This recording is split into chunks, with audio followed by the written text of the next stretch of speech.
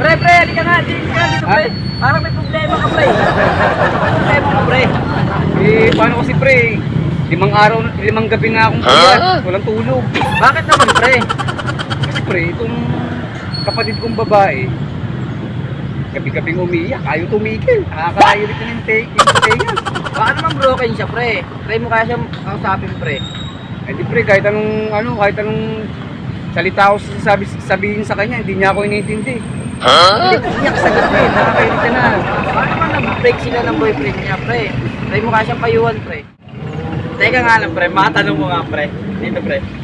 Ilan taon na ba yung kapatid mong babae, pre? 5 months. May punyeta ka. 5